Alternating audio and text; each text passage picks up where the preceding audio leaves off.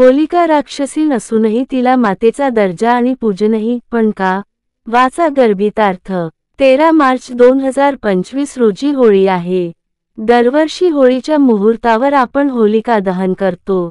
त्यामागे असलेली पौराणिक कथा सुद्धा आपल्या सर्वांना माहीत आहे।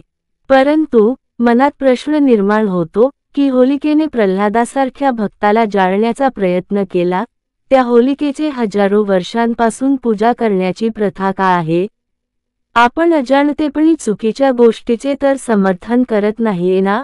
होळीच्या दिवशी होलिका राक्षसिणीची आठवण का? याचे सुंदर उत्तर, होलिकेला वरदान होते, सद्वृत्तीच्या माणसांना तिने त्रास दिला नाही तर अग्नी तिला जाळणार नाही।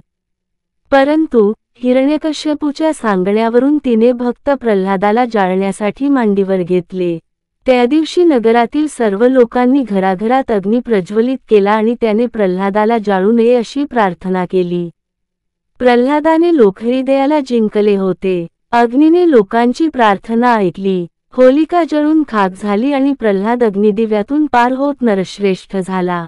प्रल्हादाला वाचवण्याच्या हेतूने चालू झालेली घराघरातील अग्निपूजा कालक्रमामध्ये सामुदायिक पूजेत रूपांतरित झाली आणि त्यामुळेच आज चौकाचौकात होत असलेली होलिका पूजा रूढ झाली। म्हणजेच ही पूजा होलिका नावाच्या राक्षसिणीची नसून सामुदायिक अग्निपूजेमुळे प्रल्हादाला जे बळ, तेज मिळाले ते होलिकेच्या निमित्ताने मिळाले। त्या दृष्टीने पाहता होलिका पूजन हे असुर वृत्तीच्या नाशासाठी तसेच सद्वृत्तीच्या रक्षणासाठी लोकांच्या हृदयात असलेल्या शुभ भावनांचे प्रतीक आहे।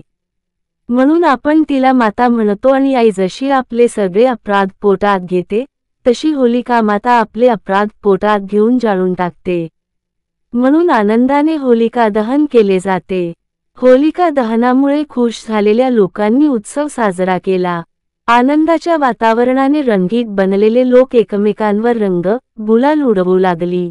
शिवाय काहींनी धूळ उडायला सुरुवात केली आणि त्यामुळे धुळवड निर्माण झाली। आकाशातील रंग आणि धरतीवरील धूळ यांचे या उत्सवात मिलन झाले आहे। लहान मोठा भेद विसरून महालात आणि झोपडीत राहणारे लोक एकत्र येऊन नाचू लागले। यात प्रल्हादासारख्या महापुरुषाचे कर्तृत्व दिसते। होळीमध्ये केवळ निकामी वस्तू किंवा लाकडे जाळली पाहिजेत असे नाही, तर आपल्या जीवनात असलेले, आपणास त्रास देणारे खोटे विचार, मनाचा मळ, विचारांचा कचरा जाळला पाहिजे। संघनिष्ठेला शिथिल बनवणारे खोटे तर्ककुतर्क या होळीत दहन केले पाहिजेत। त्याबरोबरच उत्सवाला विकृतीचे गालबोट लागणार नाही, हे लक्षात घेऊन स्त्रीवर्गाशी आदरभावनेने होळी खेळली पाहिजे।